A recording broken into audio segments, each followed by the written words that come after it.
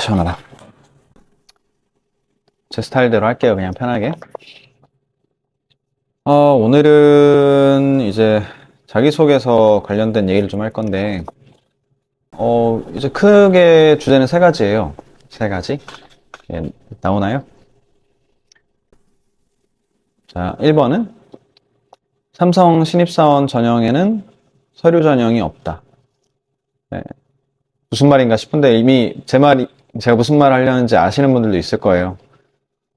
채용 전형에 좀 이해가 필요하다. 이런 얘기를 할 거고, 그다음에 글쓰기 테크닉보다 중요한 키워드.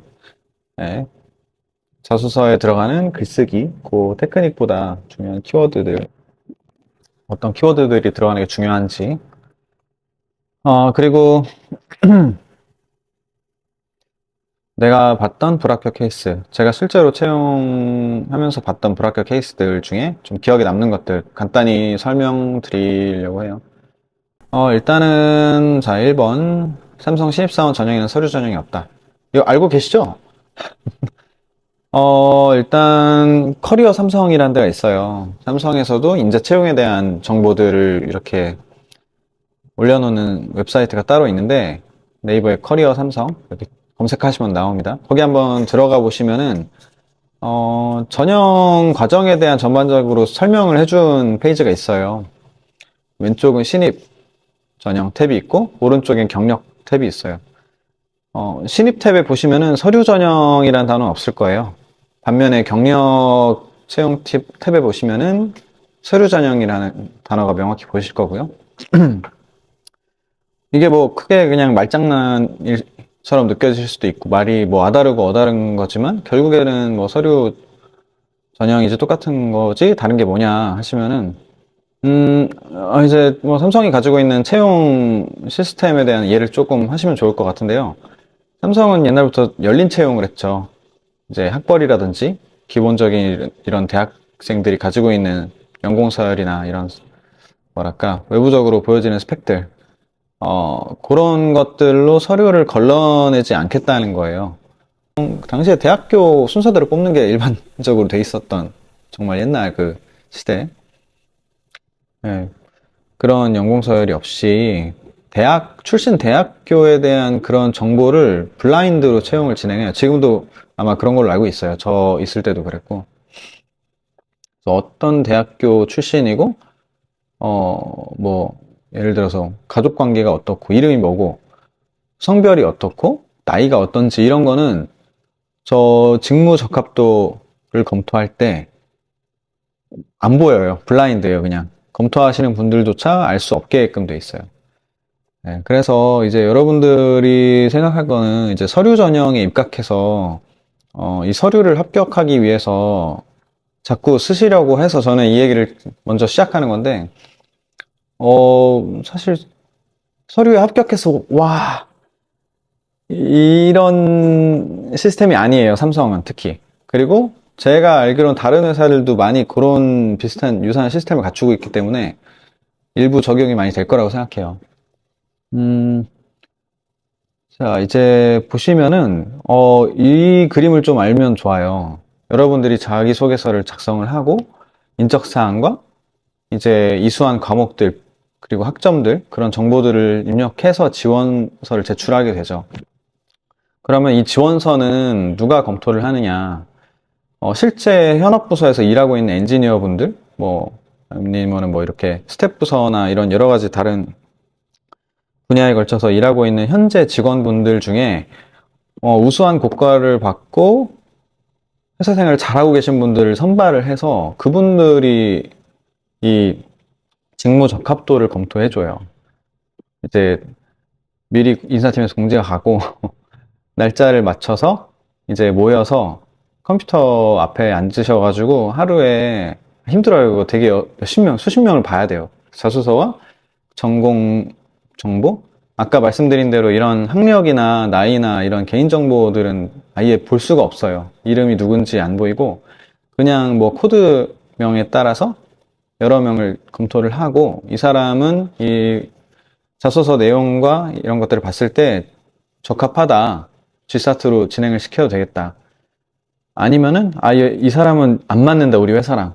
여기에 들어와도 전혀 전공이 무관하다. 뭐 이런 사람들을 걸러내는 정도? 예, 그런 거를 판단을 해주시고요. 뭐 물론 인사 담당자분들, 채용 담당자분들, 뭐 인사의 여러 분야가 있죠. 채용 말고도 교육이나 뭐 이런 인력 운영이라든지 제도하시는 인사 담당자분들도 아주 매의 눈으로 가서 같이 평가를 하긴 해요. 근데 결론적으로 여러 명이 일단은 뭐랄까, 지원자 한 명에 대해서 한 명만 평가를 하는 게 아니고, 지원자 한 명에 대해서 여러 명이 이제 블라인드로 평가를 해서 그 데이터들을 모아서 이 사람이 과락 여부가 판단이 되게끔 돼 있거든요. 그러다 보니까, 이거를 좀 생각하시면 좋아요. 내가 쓰는 지금 자소서를 누가 평가하느냐. 뭐, 물론 자소서의 이런 글 쓰는 스킬이라든지, 뭐, 문맥상 이런 전개라든지, 아주 귀에 쏙쏙 들어오게, 뭐, 설득력 있게 쓰시면은 너무 좋겠죠. 뭐, 이거는 막, 누가 봐도 너무 잘 쓴 글이고, 작가분들이 봐도 인정할 수 있는. 그렇지만 이제 그걸 평가하는 분들은 그 정도로 글짓기를 잘하시는 분들은 아니다, 일단.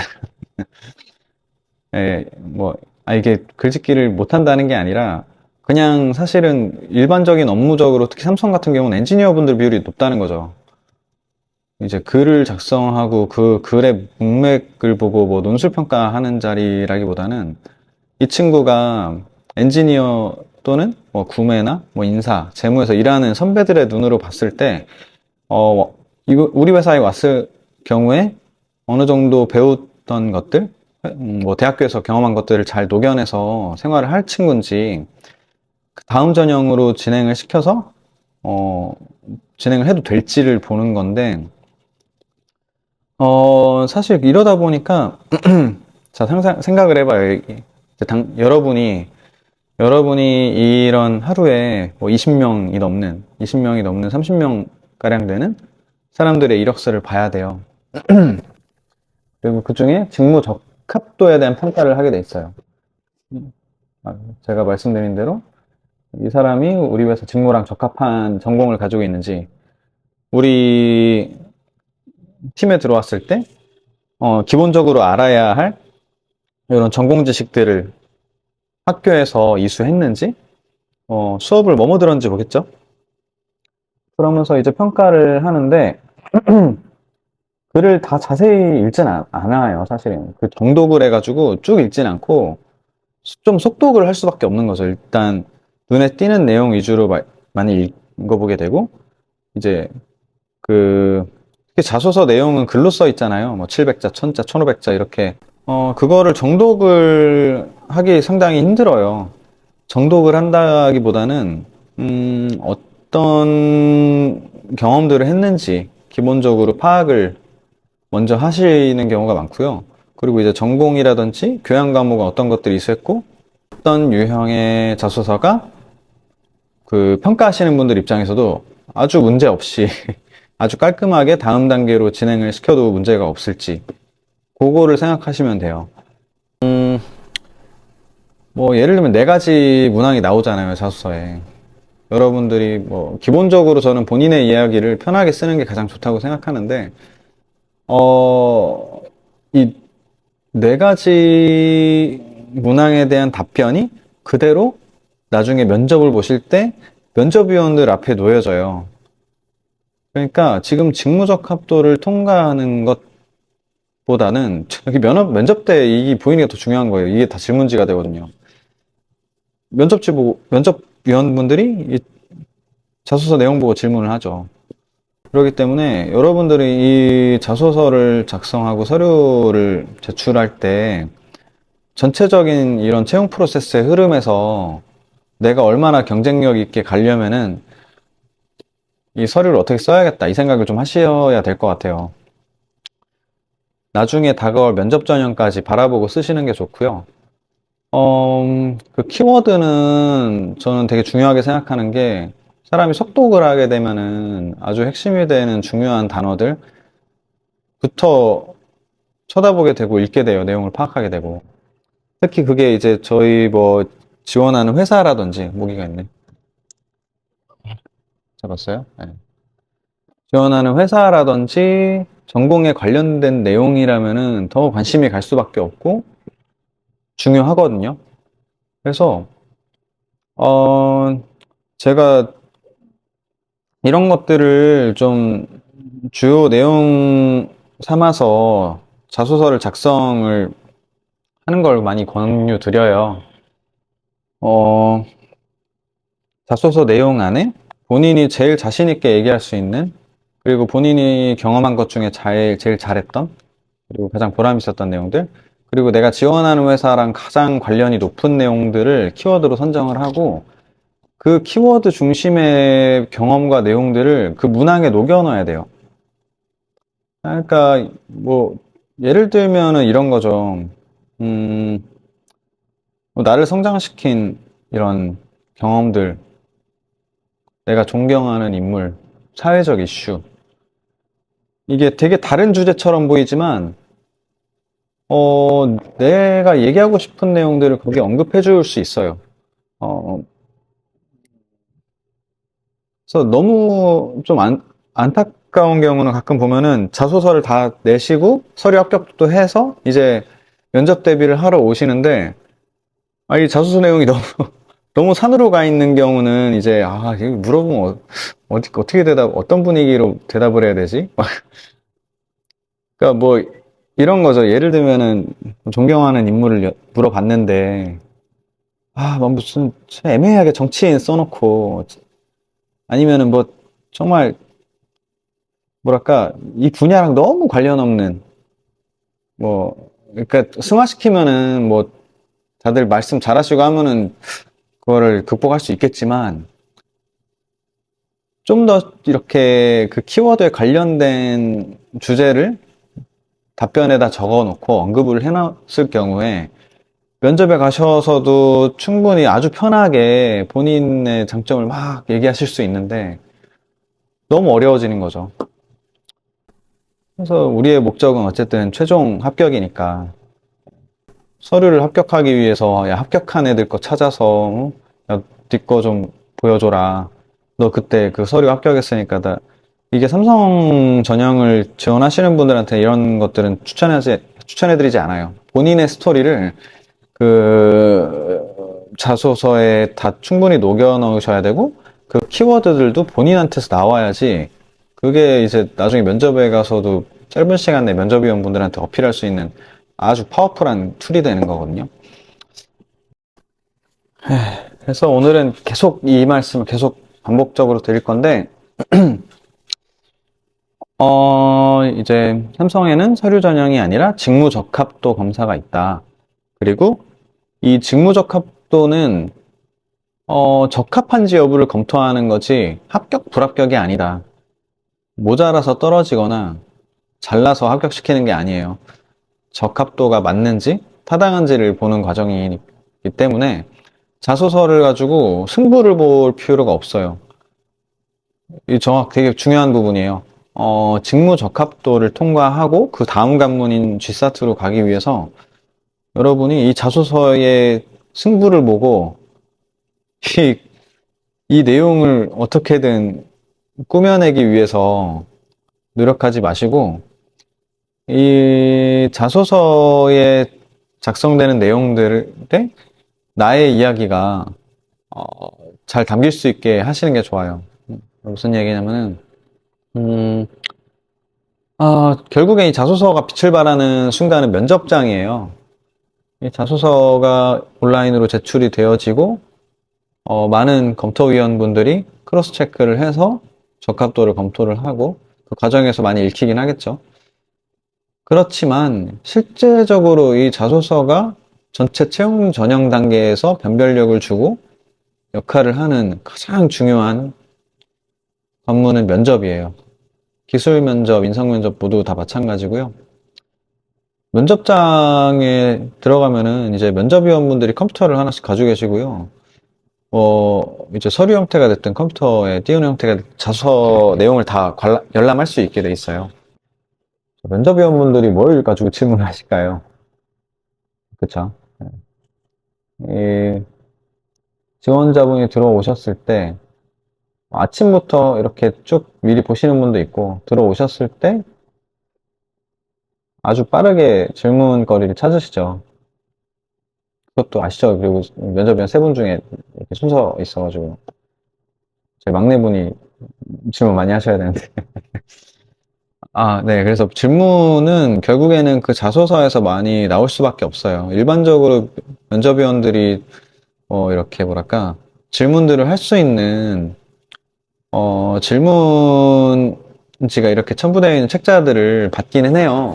채용국 자소서에서 봤을 때 궁금한 것들, 좀 어떤 키워드들이 눈에 딱 띄었을 때 그런 내용부터 질문을 하시기 시작하기 때문에 여러분이 이 자소서에 쓰는 내용들은 절대로 꾸미시거나 남의 거를 가져다 쓰시거나 허위로 작성하시면 결국 면접에서 떨어져요.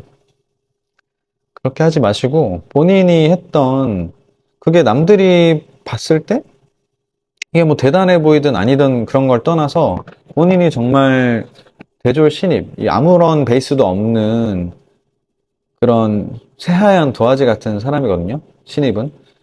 얼마나 그 순수함과 열정을 다해서 이 과제에 직면을 했었고, 내가 어떤 시행착오를 겪었었고, 그 내용들을 자소서에다가 미리미리 심어놔야 돼요. 그래서 내가 했던 경험들의 그런, 뭐, 예를 들어, 졸업작품이라든지, 아니면은, 논문이었으면 논문, 당연히 포트폴리오 쓰겠지만요. 논문 내용, 아니면 잠깐 했던, 뭐, 이렇게 일이라든지, 아니면 공부했던, 하다못해 뭐, 이렇게 수업 중에 수업을 수강하시고 시험을 보면서 어려웠던 점들. 그래서 그 과정이 아주 디테일하게 면접장에서 나의 경험을 아주 예쁘게 전달하는 게 여러분들의 최종 목적이에요.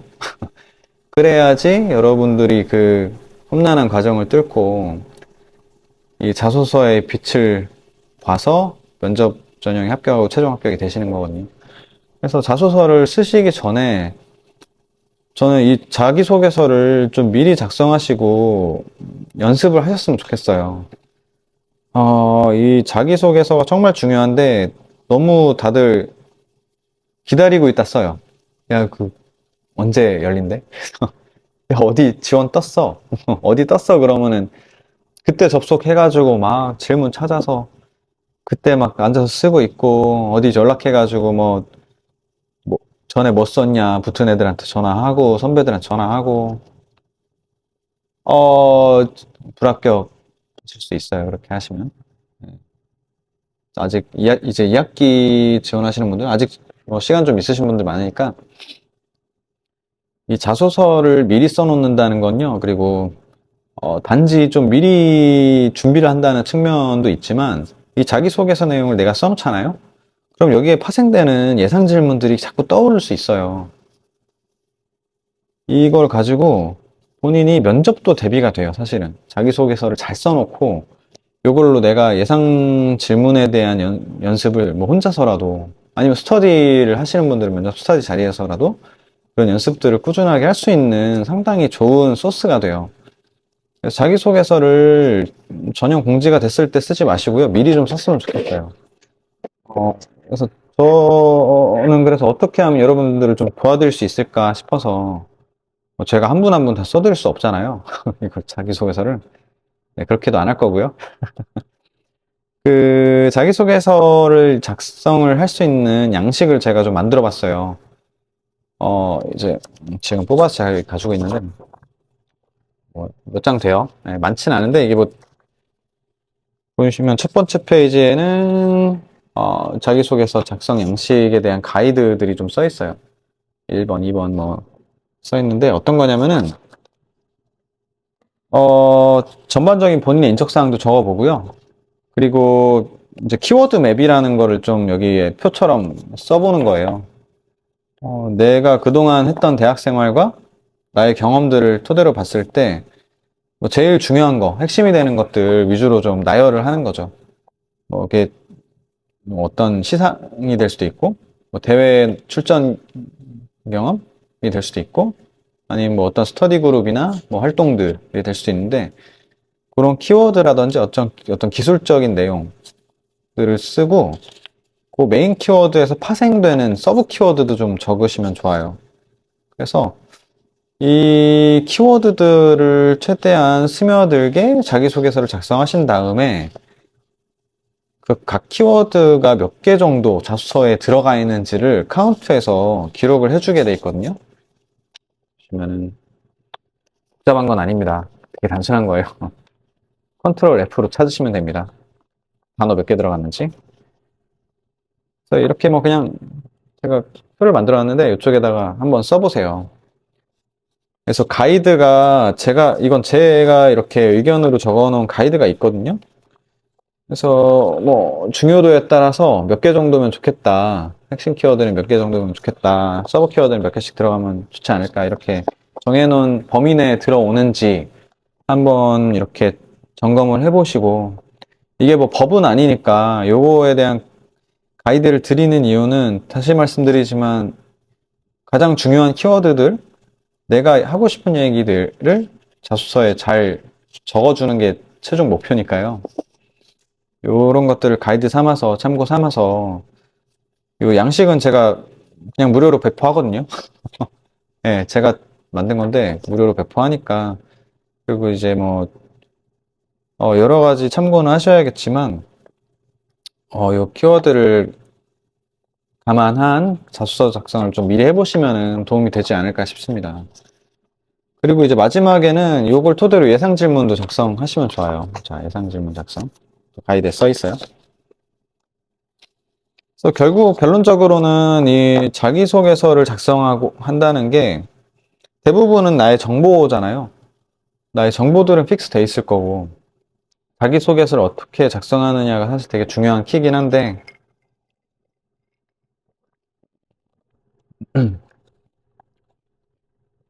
그 자기소개서를 작성하실 때 예쁘게 작성하시는 거, 글 잘 쓰시는 것도 중요하지만, 이제 내가 하고 싶은 가장 중요한 핵심적인 이야기들, 어필할 내용들이 자기소개서에 들어가 있어서 그 내용들이 이야기거리가 돼서 처음 이제 회사에 들어가기 전에 만나는 사람들이 채용 담당자, 뭐 면접위원이잖아요. 면접위원분들, 뭐 진행요원분들. 나를 처음 보는 자리에서 어떤 이야기를 나누면 좋을까요?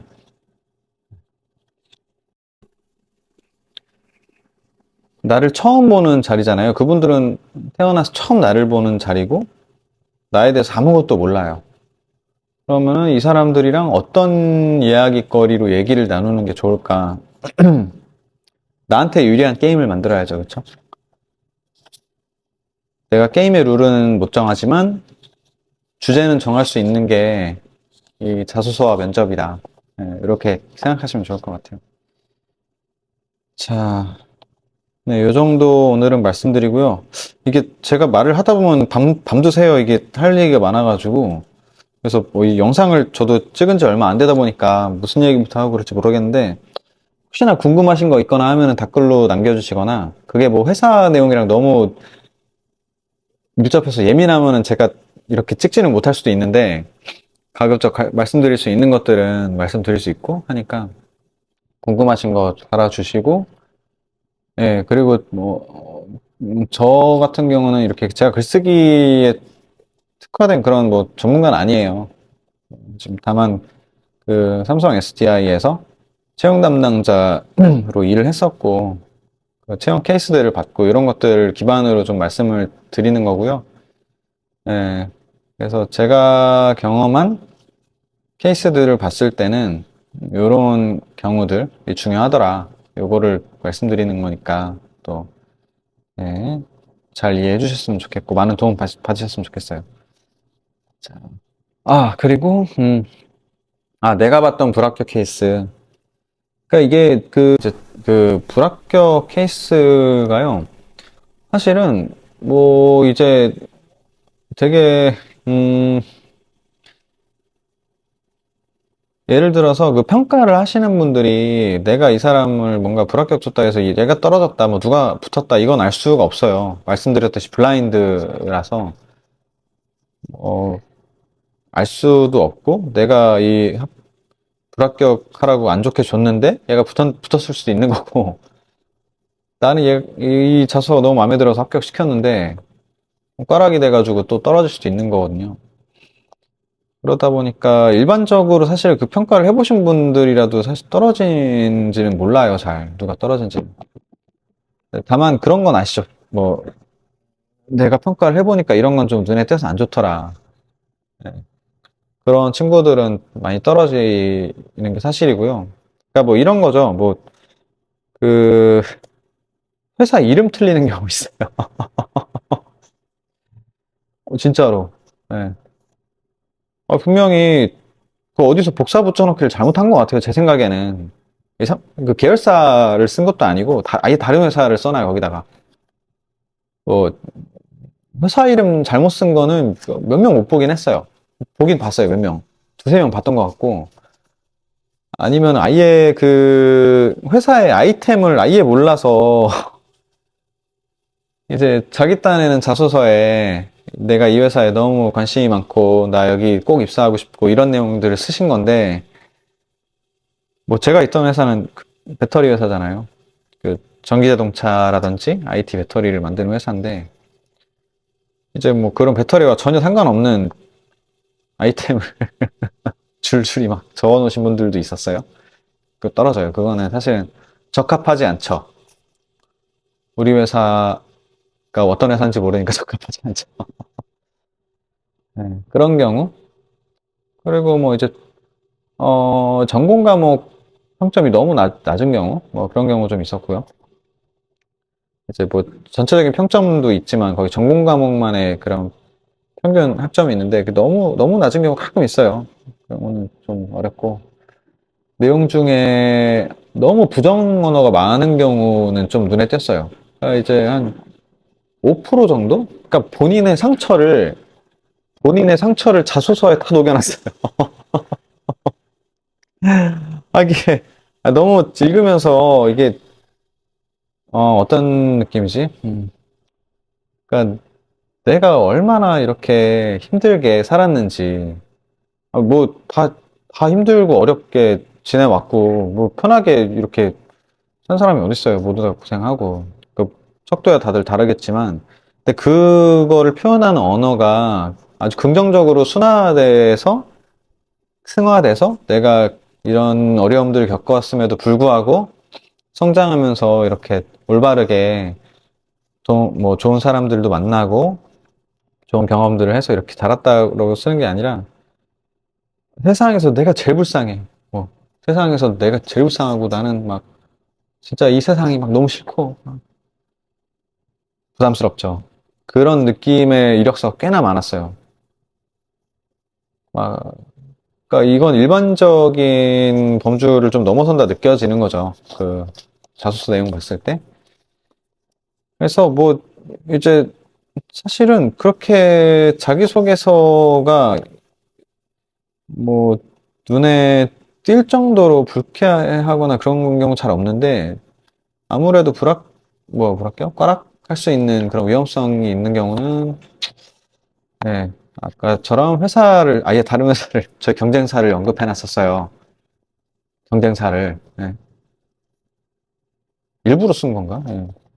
여기 삼성인데 LG를 그런 경우 안 되고, 회사의 아이템을 잘못 써놓는다거나, 아니면은 뭐 너무나 부정적인 언어들로만 가득한 자기소개서를 작성한다던가, 이제 뭐 오타 같은 거 많이 물어보셨던 것 같은데 사실은 뭐 한두 개 가지고는 그렇지 않 너무 많은 경우 이거 너무 대충 쓴 거 아니야? 할 정도로 수치적으로 정확히 딱 꼽지는 꼽기는 어려운데 눈에 한 세 번 이상 띈다 그러면 좀 좋진 않죠, 오타가. 막 철자가 틀렸는데 반복적으로 틀렸다. 그리고 그 오타가 나거나 틀린 그 철자의 수준이 이거 대학생이 맞나? 정도로 이건 좀 이상한데라고 느낄 정도로 오타가 있거나 그런 문제가 되기 때문에 오타라든지 뭐 이런 것들 꼭 크로스 체크 하시는 게 좋을 것 같고요. 네, 그 외에 이렇게 글 쓰는 방식이나 이런 디테일들 좀 더 신경 쓰시려면은 뭐 첨삭 훌륭하게 하시는 분들이 유튜브에도 되게 많더라고요. 그런 거 좀 이렇게 참고하시면서 예, 좋은 언어로 써주시면 좋을 것 같고. 근데 제 생각에는 그거는 아주 핵심은 아니다. 예. 조금 글이 어색하더라도 진심이 담겨 있거나 나의 어투와 나의 이런 말하기 방식으로 전달이 될 정도면 괜찮다.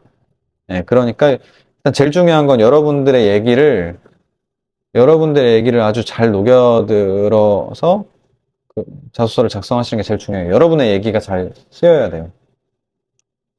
네, 여러분이 이 전형에 지원한 거고, 여러분이 면접을 보실 거고, 여러분이 합격하면 여러분이 일을 하는 곳이에요. 그러니까, 자신감을 갖고 쓰세요. 자신감을 갖고. 내 얘기도 충분하다고 생각하시고. 그리고 제가 지금까지 본 분들은 대부분 이야기거리가 충분했어요. 사소하고 우스운 거 하나도 없었어요.